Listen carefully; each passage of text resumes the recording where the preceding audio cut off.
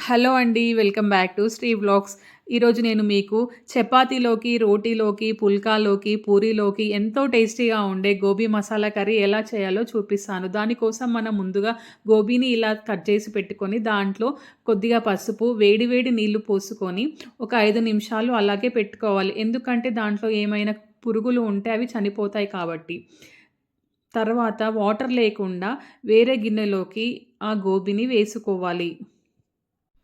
ఇలా వేసుకున్న తర్వాత మనం మసాలా కర్రీ చేస్తున్నాం కాబట్టి స్టవ్ వెలిగించుకొని ఒక కడాయి పెట్టుకొని దాంట్లో కొద్దిగా జీడిపప్పు వేసుకొని అది కొంచెం వేయించాలి. తర్వాత ఒక స్పూన్ మిరియాలు, 2 స్పూన్ల ధనియాలు వేసుకొని వేయించుకోవాలి. తర్వాత ఒక స్పూన్ సోంపు, 2 స్పూన్ల నువ్వులు, ఒక స్పూన్ జీలకర్ర, చెక్క, 2 ఇలాచీలు, 2 లవంగాలు వేసుకొని దోరగా వేయించాలి. వేగిన తర్వాత మనం వీటిని ఒక మిక్సీ జార్‌లోకి తీసుకొని అవి బాగా చల్లారిన తర్వాత సన్నని పౌడర్‌లాగా మిక్సీ పట్టుకోవాలి. దాన్ని ఒక గిన్నెలోకి వేసుకొని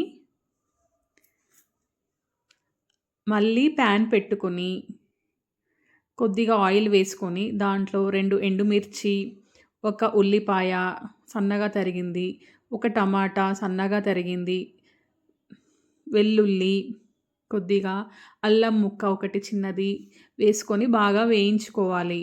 ఇది మనకు గ్రేవీ కోసం.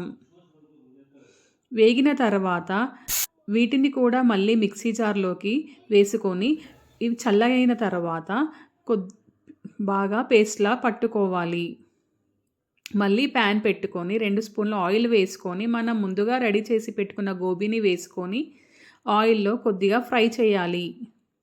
ఈ కర్రీ చాలా టేస్టీగా ఉంటుందండి. రోటీలోకి చాలా టేస్టీగా ఉంటుంది. ఇవి బాగా వేగిన తర్వాత వేరే గిన్నెలోకి ట్రాన్స్‌ఫర్ చేసుకొని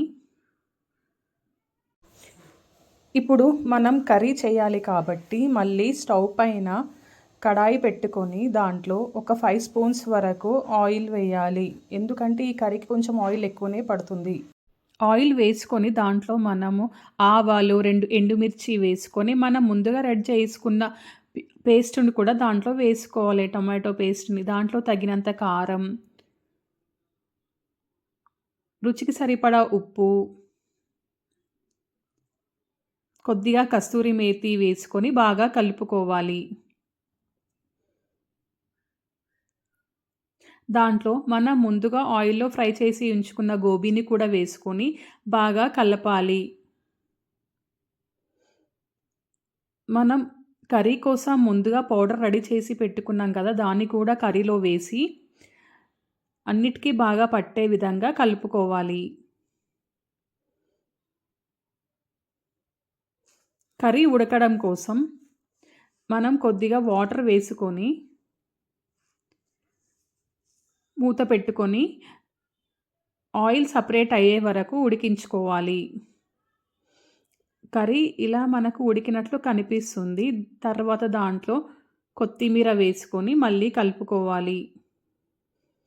గనక ఈ కర్రీ నచ్చితే ఛానల్‌ని లైక్ చేయండి, సబ్స్క్రైబ్ చేయండి. ఇక్కడున్న బెల్ బటన్‌ని నొక్కండి. మరిన్ని వీడియోస్ కోసం నోటిఫికేషన్ వస్తుంది. Thank you for watching.